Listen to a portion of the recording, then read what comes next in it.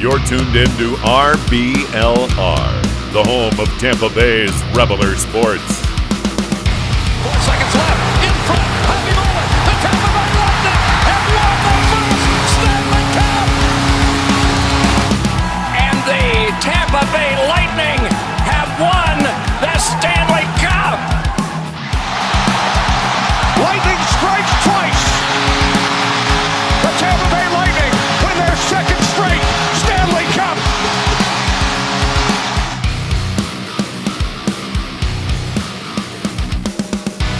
Welcome into RBLR Lightning.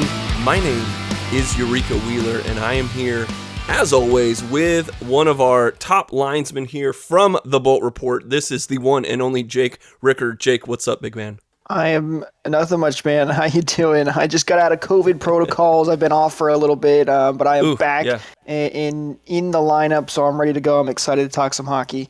Looking forward to. We got a lot going on right now, so.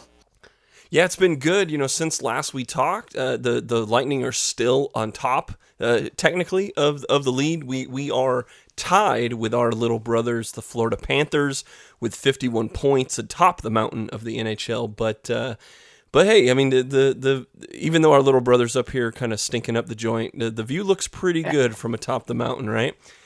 Absolutely. You gotta enjoy these kind of views. They don't come very often sometimes, especially for some other teams. But it's always fun when you're fighting at the top. Hey, you know what? As much as I don't like our little brother sometimes, I am glad that it's Florida representing up here at the top, and showing everybody else that hockey can thrive in the Sunshine State. Yeah, it's well, I think we all expected the Panthers to be doing well. I think it's us that's the shocking story with all the injuries and protocol and whatnot that we've had to endure. But one thing that is enduring is as we just move on to news here is Jeff Vinik. His bank account's enduring pretty well as he has sold a minority share of Vinik Sports Group, who of course own the Tampa Bay Lightning. You know, this has been in the works for some time now. Jeff Vinik was pretty public about his desire to sell off a minority stake in the team, or in the group that owns the team, but there shouldn't be any major changes as Vinik is still the majority owner.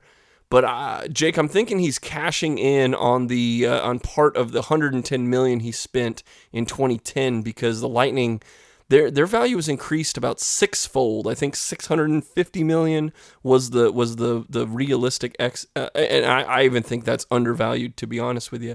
So Jake, what do you think about our boy Jeff Vinik getting a couple extra dollars in his pocket?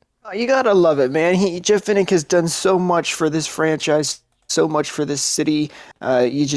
You appreciate everything he's done. I mean, we often talk about who he's one of the best owner in all of sports, and I know Tampa fans, especially who are also baseball fans, appreciate him even more when you've got like someone like Stu over at the Rays organization, the owner of the Rays, who's just been a disaster. So good for Vinik if he's making a little more extra money. I remember when this news first broke, and a couple people were like, excuse me, what's going on? Jeff, you're not leaving us, are you? Right? Like, say it ain't so, but it's just a little minority stake, and according to him, it's just going to help the Lightning in the future, and which is I'm all for, which is all good news. So good for him making a little more money and continuing to build this franchise into a premier franchise, becoming one of the top dogs that the original six have been for so long. You know, they could have hit us up. I'm sure we would have put a bid in. We probably wouldn't have won, but we could have put a bid in. Right? It's like the SpongeBob meme, right? I have $3. Take it or leave it. And maybe we could have appealed to his just the heartstrings or something, and absolutely, and he would have given us. We could buy one share between all of us here at RBLR. We all own one share or whatever. Hey, what? I'm down.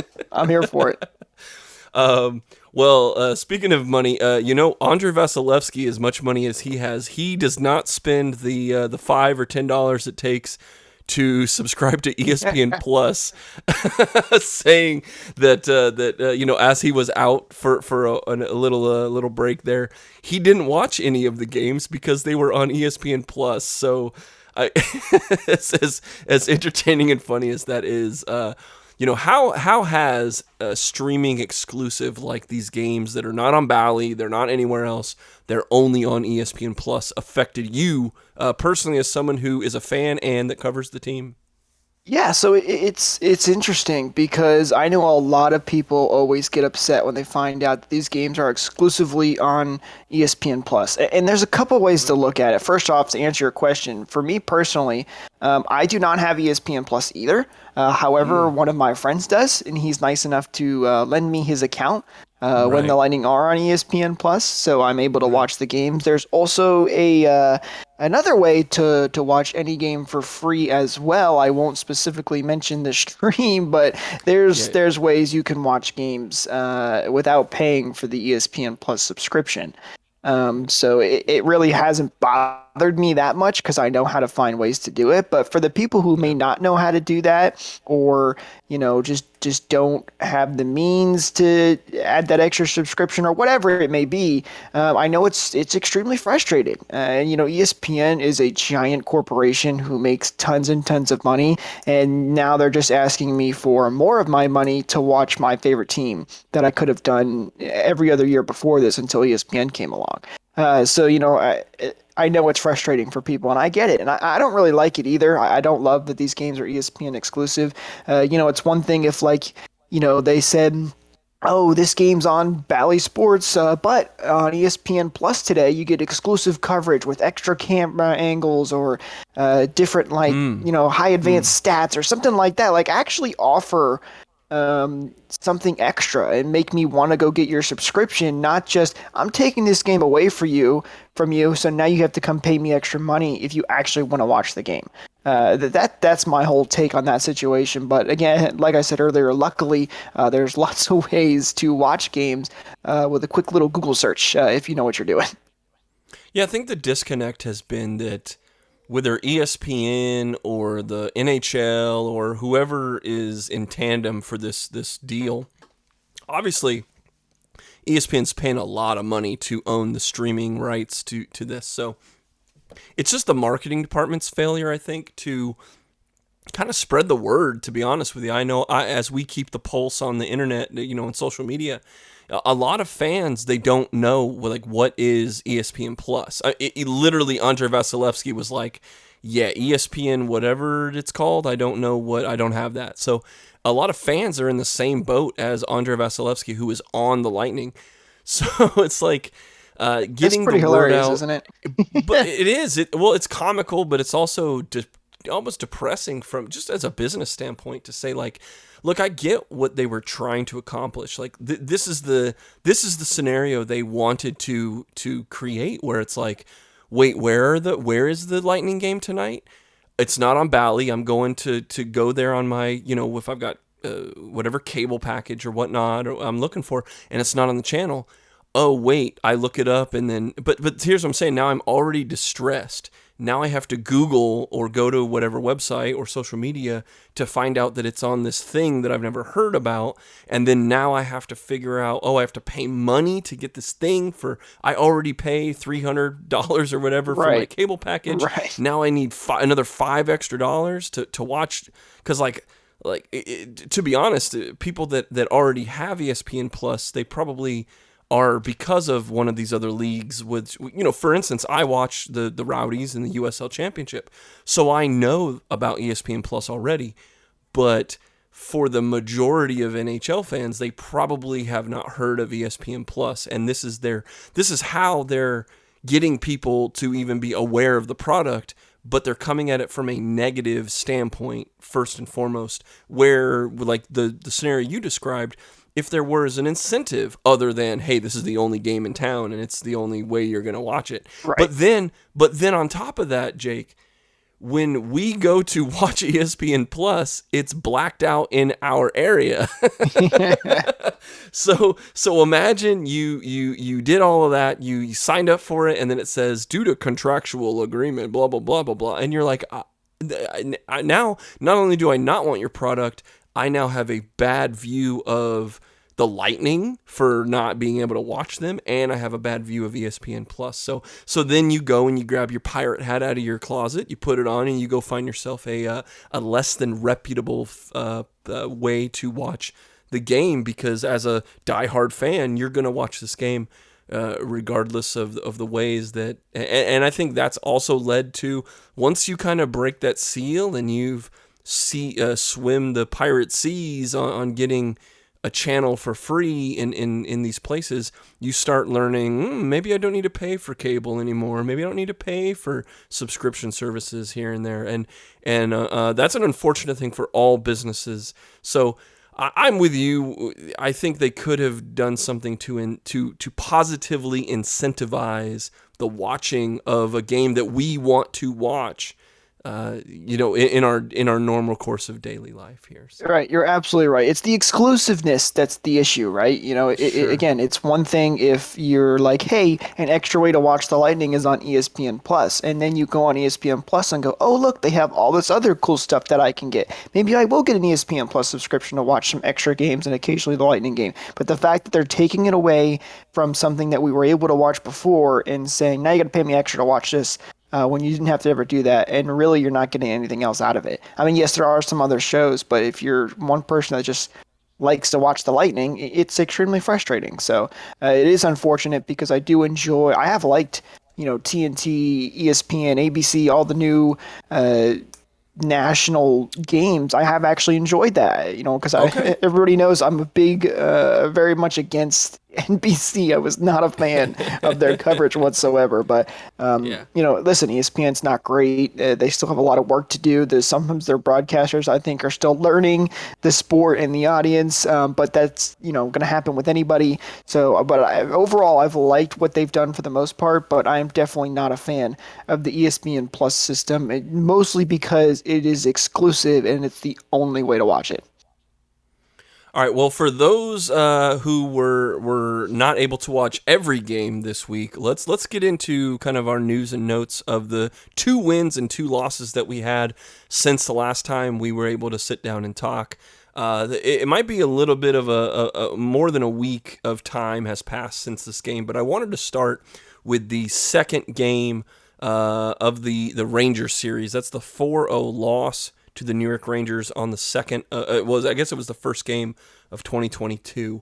It wasn't a horrible game as the score. I mean, the score would suggest it. 4-0. You got ran out of the building.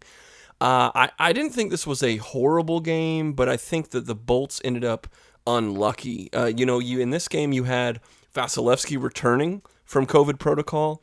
You had Anthony Cirelli returning from protocol, and you also had Eric Chernak recovering from an injury. So this was his first game back. And I think, the tone of this game was set 2 minutes in. There was an omen, and that was our friend Barclay Goodrow, who now plays for the Rangers, hitting the post. And it just kind of showed what kind of night we were going to have.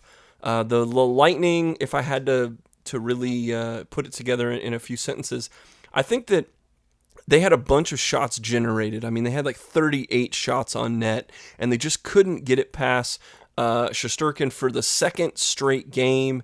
Also, the power play 0 for 2. Meanwhile, the Rangers go 2 for 3, and 2 of Zibanejad's hat trick goals were on the power play. So, I mean, unlucky is the word I came up with this. Where did you stand on this 4-0 loss to New York? The word I would go with was frustrating, because it was, first game of the new year, and you're thinking, all right, let's rebound. We had a close loss to the Rangers last time out, and let's get back at it and get a win to start off the new year. And just things did not go our way at all. But I mean, you pretty much nailed it. We had a lot of guys coming back for their first game, like Vasilevsky. There were definitely a few shots in this game where you could tell Vasilevsky was frustrated and knew that he should have had some of those. And there were ones that you don't normally see him ever give up as well. So it was clear he was still a little bit rusty, and the Lightning historically have struggled when coming back from multiple days of rest, and they have a lot of rust issues that we've seen in years past. So that doesn't surprise me.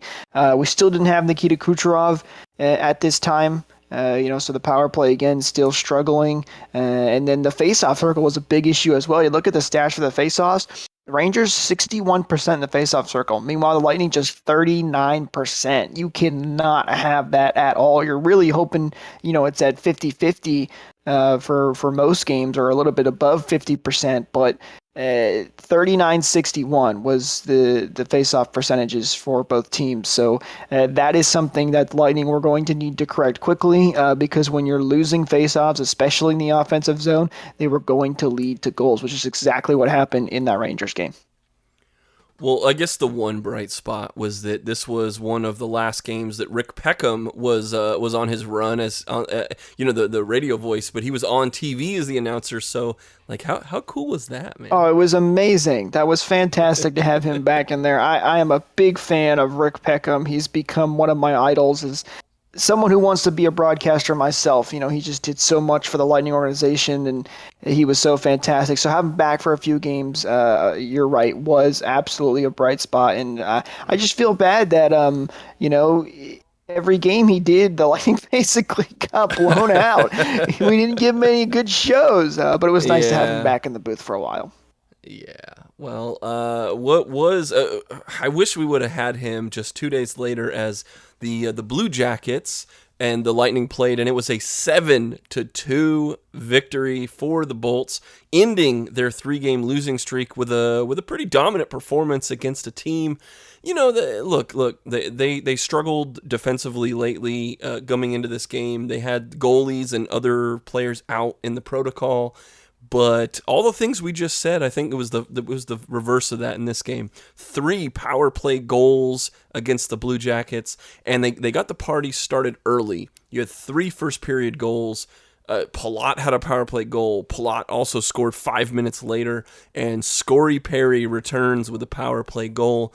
All told, there were 14 shots on goal in the first, so that was the tone that they were really setting. They added 2 more in the second, Point really early, then Pat Maroon with a power play goal, and then Belmar and Killorn add another in the third. So scoring seems to be the story, I guess, but I kind of wanted to really ask you about the defensive effort in this game. What did you see that was the difference in this? Obviously, we put 7 on the board, but what did you see defensively out of the Bolts? Limited shots. I mean, the Blue Jackets only had 22 total shots on goal for this game. I mean, they just took control and dominated almost every single aspect of this game. That was so impressive. Ryan McDonough, he's been so good for the Lightning for so many years, and sometimes gets a little underrated because he gets shadowed by guys like Victor Hedman sometimes. And then you look at Victor Hedman as well. He had struggled the last couple of games as well. He had a nice bounce back game.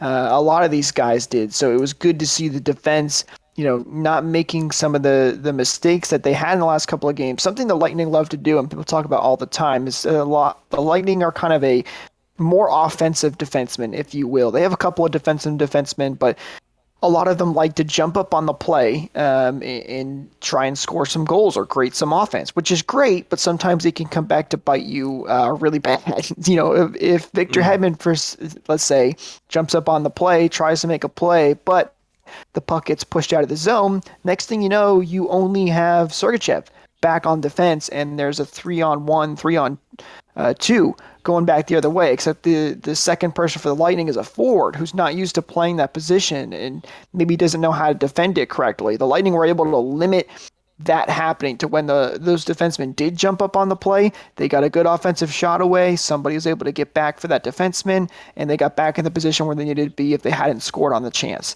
So that was a big key aspect for the defense as well. Also, the faceoff circles we just talked about in the Rangers game. 49% for the Lightning, 51% for the Blue Jackets. Now, that's still not fantastic, but immediately 10 times better than the game against the Rangers. So you can already see right there. Also, the power play was on fire in this game, going 3 for 4, which was fantastic to see. And then you mentioned Andre Palat, Corey Perry, both having extremely good games. They've been playing very, very well over the last couple of games, which is great to see both those guys stepping up in big ways. Yeah, I mean, if you look at Matthew Joseph, Kuch having a lot of big hits in this game, takeaways just all over for the forwards. But you actually did mention something that I wanted to bring up. You talked about the defensemen. How about this for the blue liners? 5 assists on the night. Footy, Hedman, McDonough, Ruda, and Sergachev all with assists on the night. Yeah, man,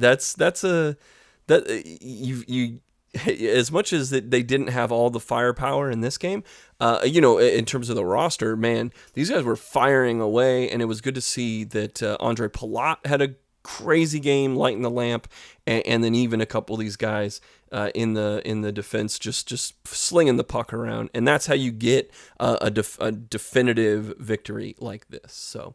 Well, I guess before we move into the next game, I did want to ask you one thing.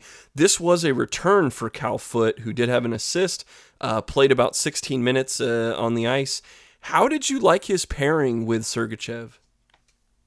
It was pretty good for the most part. There weren't any, this game was just such a good game from the Bolts all around. It was kind of hard to pick out any quote unquote, bad habits or instances that we could have seen in this game. Sergachev has kind of struggled this year a little bit. He's had a lot of turnovers at times and a couple of defensive mistakes. So it was good to see him have a good game with Cal Foote. And Cal Foote as well is somebody who, was a first-round draft pick, has a very high ceiling, but we haven't seen too much of him, really excel at a high level. And it seemed like both of them played pretty well for the most part in this game. So it was good to see that, those two guys who don't normally play together a lot have a good game. So maybe, I would like to see a little more of that to really get a good judgment on whether that pairing would benefit both those guys, because they are definitely two guys, especially Sergachev, that I think really need to increase their play if the Lightning are going to go deep into the playoffs, and especially into the future, when they eventually potentially lose some guys moving forward. I agree with you. Of course, we've kind of said this ad nauseum on this podcast about, we all have high hopes for Cal Foote, but he really needs to cement himself as a real long-term solution here. Otherwise, we're getting to be, maybe not this year, but definitely in the future, there's going to be some questions that need to get answered.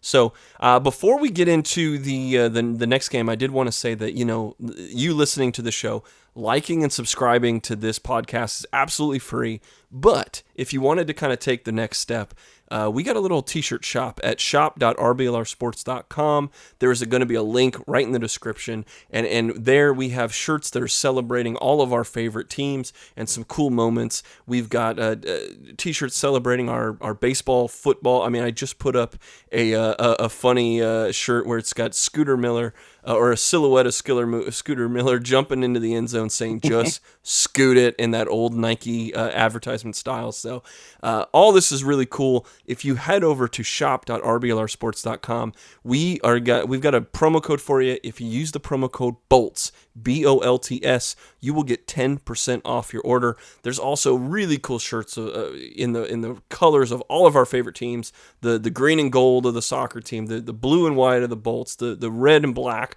of our phenomenal Bucks, who are the number 2 seed as they go for 2. So with all that said, it's a cool way that, you get a cool shirt. It helps us. It keeps the lights on here. It keeps the servers running, and it keeps us where we're able to give you the 5-star content that I hope that we deliver to you every single week. So, Jake, I'll stop shilling. I'll stop selling things, and we'll go towards the amazing 4-1 victory against the Calgary Flames.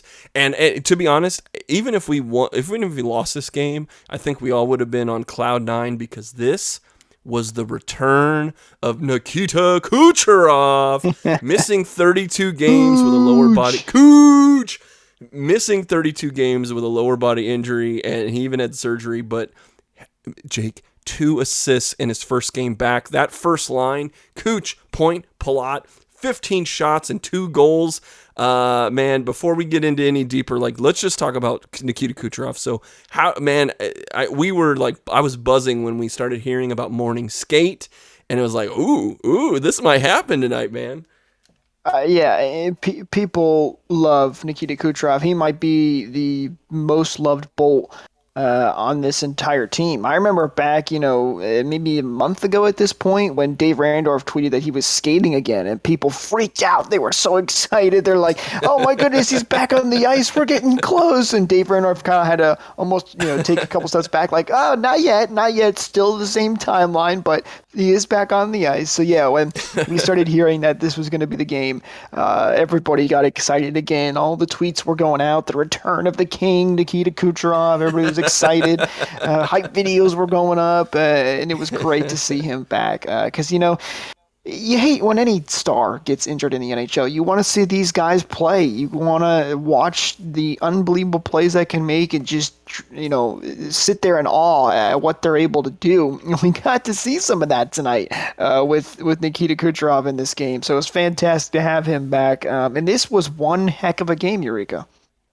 Well, here's the thing: is we're about 30 games too early. We should have been holding him for 30 more games, so we bring him on in the playoffs. Like, what are we doing here, Jake? I know we're not even cheating right. Well, actually, it's funny you mentioned that. We'll have to talk about this after the game, but something really cool actually came up from Lightning Twitter because of that whole, the Lightning are going to hold Kucherov out to the playoffs. But we'll get to that after we talk about this game. Yeah, well, here's another gritty defensive performance in my eyes. Like another 4-1 victory. They're scoring a lot of goals, but Vasilevsky with 26 saves. They're tied after one period. Well, I guess Scory Perry strikes again in the second. And to be fair, I think that there was great goaltending by the Calgary goaltender Vladar. Man, he's a backup, and I think he kept the Flames in this game, as the Bolts had 40 shots through 2 periods, doubling what the Flames were able to put up at this point.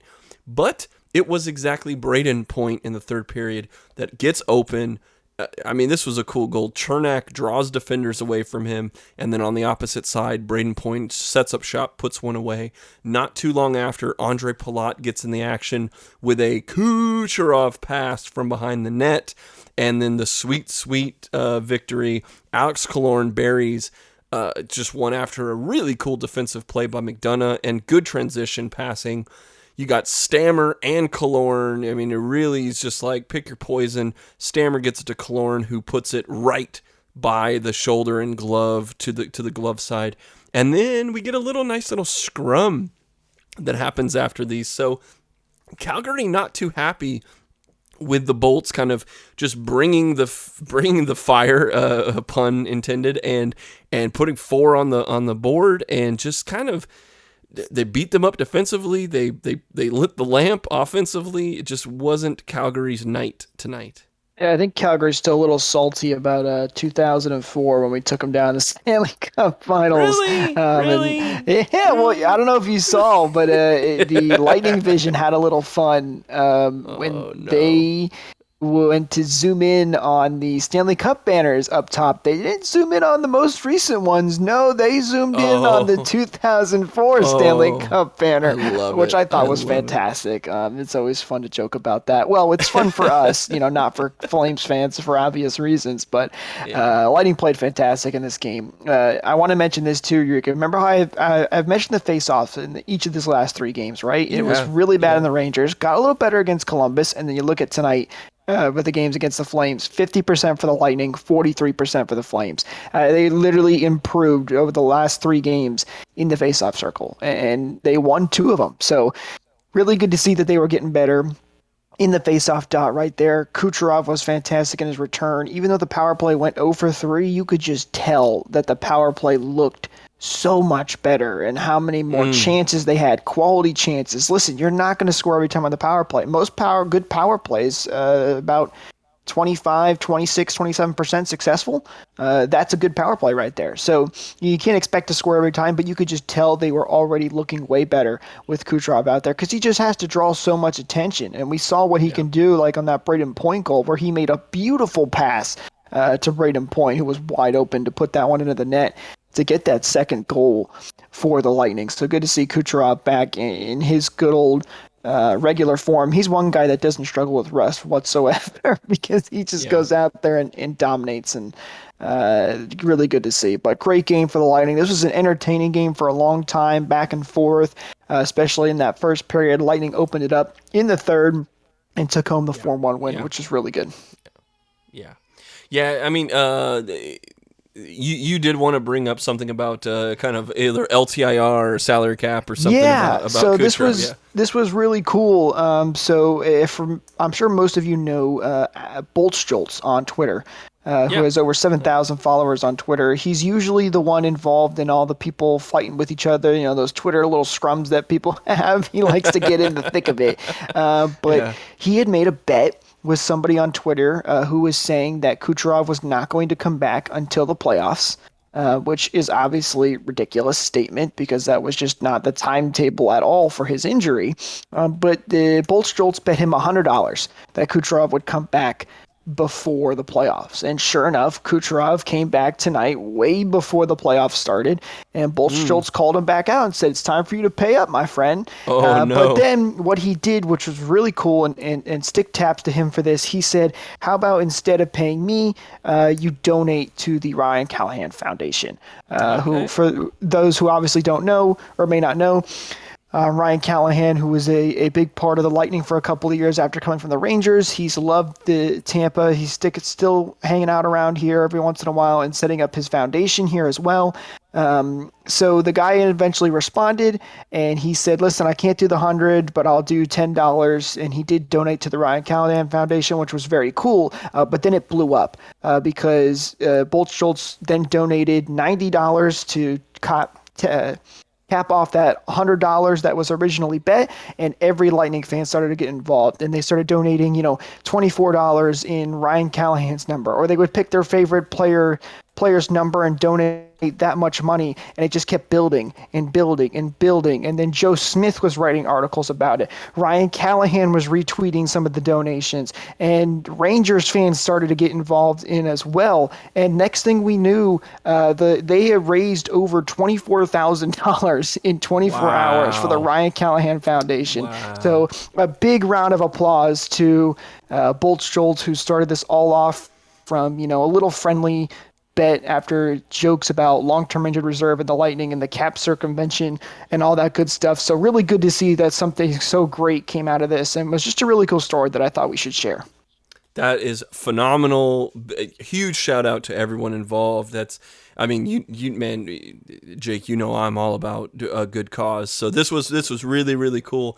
And maybe you and we're gonna have to figure something out. We're gonna have to do our own little thing to maybe we make a T-shirt and donate some stuff to all of it to Absolutely. charity. So we'll talk offline.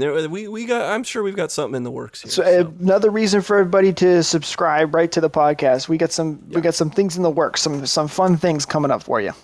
I think we can figure that out. Well, the last here was the flip side though, is that this was the adrenaline game. Kucherov's back. We had just seen earlier in the week, we got Vasi back, Cirelli, Chernak, right? Like, woo, here we go. And then they come out with a 5-2 loss a couple days later to the hated Boston Bruins. I mean, look, the Boston scored twice in the first, 2 more in the second. It didn't really wake up for the Bolts until Palat and Point score in the third.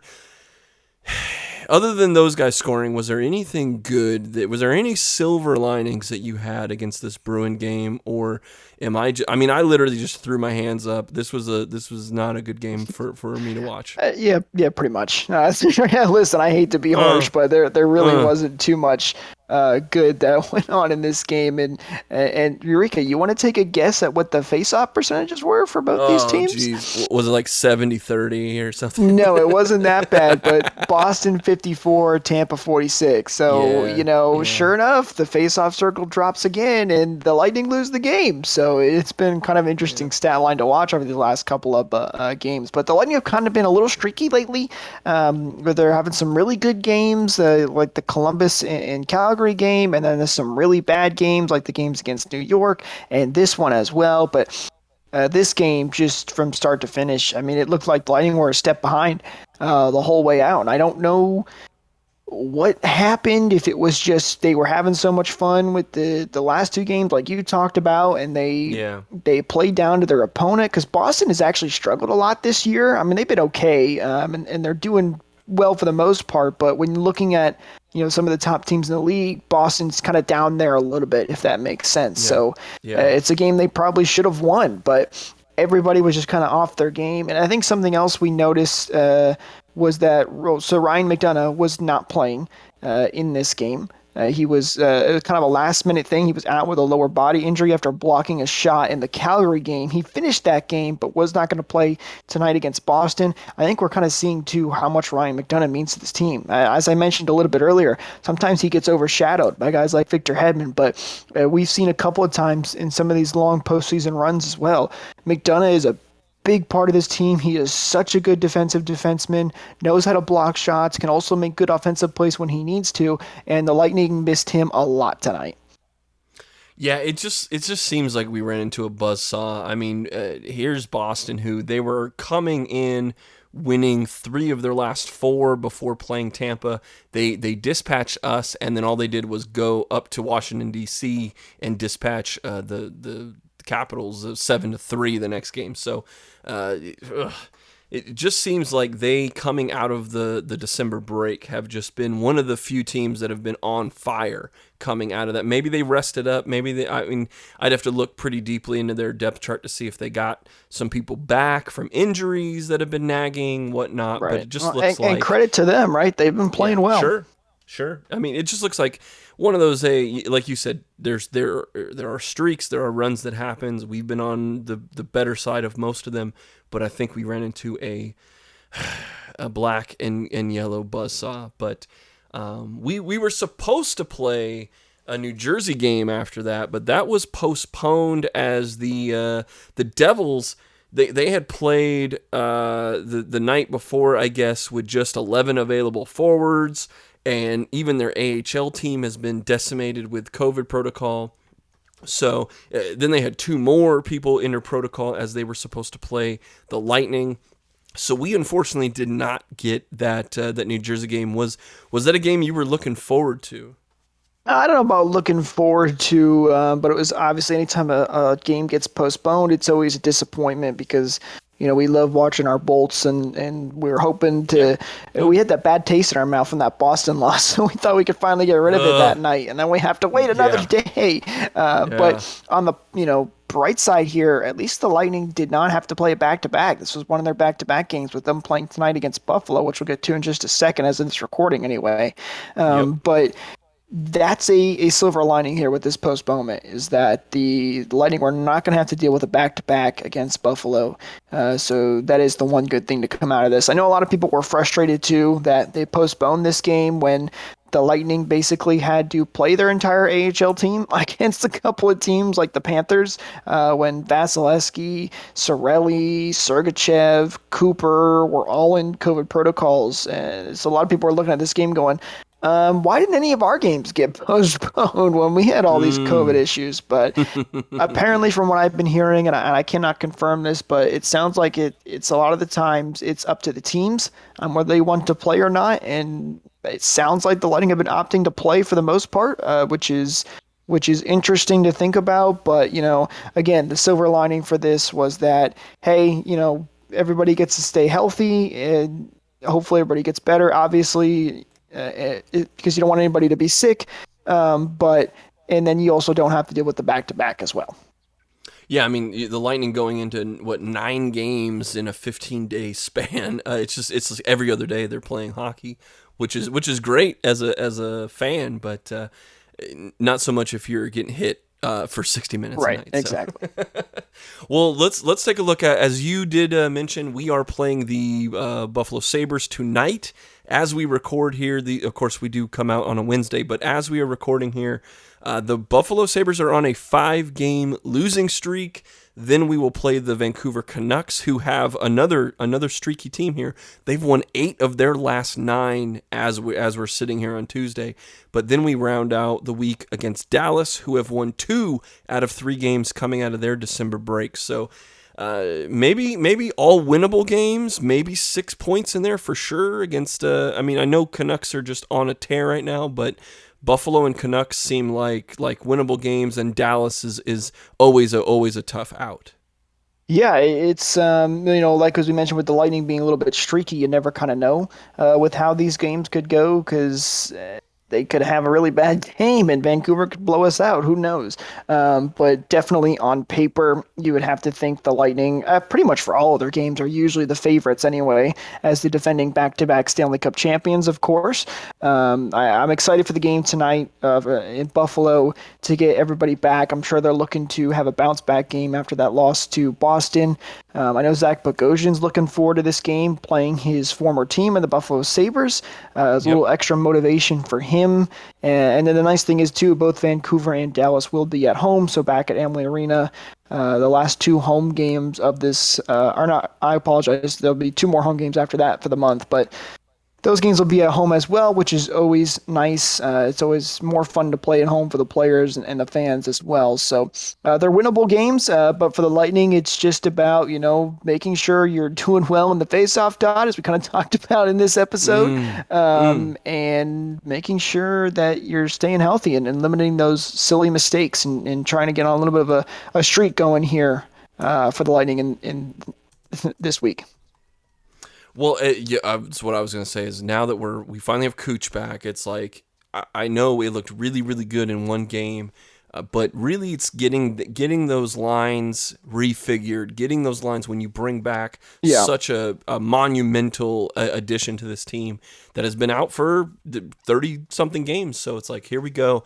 As easy as it might sound, it's not a video game. You can't just you put him back on the roster and everything figures itself out. There's chemistry. There are things. There are things that they've put together for 30 games that now might be just a little different. So and we're still not quite fully healthy either. We're almost to that point, but I know Colton and McDonough are both game time decisions for tonight. It sounds like Colton's going to play, but not McDonough. So hopefully very soon the Lightning are back to being fully healthy. It's been a while since we've gotten to do that, so that'll be nice to be fully healthy, hopefully this week, and really build that chemistry as you talked about.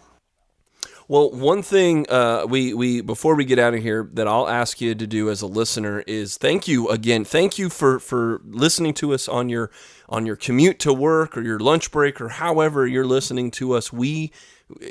I cannot say this enough how much we appreciate you taking the time out of your day. If there's one thing that if you haven't done this yet, if you're on social media, we are at RBLR Sports. Hit that little follow button, whether you're on Twitter, Instagram, Facebook. We are at RBLR Sports. We do our best to cover your Rowdies, your Rays, your Bucks, and of course your Bolts. It helps us out so much if you just follow us, and that way you get, as soon as we update this, when we send out score alerts, when there's news. I mean, the Rowdies are now just in season where they're bringing on some new guys. There's some guys that aren't returning to the Eastern Conference champions. The Bucks, there's been injuries, and as they get ready for the playoffs, there's a lot going on, and it never stops. You could follow us at RBLR Sports and be in the loop. But also, wherever you're listening to us, if you're on Google Podcasts, Apple Podcasts, Spotify, iHeartRadio, wherever you're listening, there's a little subscribe button. Hit that thing and you will get these episodes in your inbox as soon as they drop. That helps us out so much to grow and to make sure that you stay in the loop with all of us. So with all that said, Jake, it's good to have you back, sir. I'll give you the last word, my friend. Welcome back. Of course, follow the Bolt Report on Twitter and Instagram, wherever you guys are at. It's always a pleasure to have Jake Ricker on the program. So for you, sir, the microphone is yours. Here you go. I appreciate it, man. I'm glad to be back. It was fun talking hockey. The Lightning are just about back in full swing here. So let's finish this month off strong, get some wins going, and I'm excited to be back and continue to talk some hockey. Go Bolts! Thank you for tuning into this presentation by RBLR Sports. On your way out of the stadium, please remember to like and subscribe.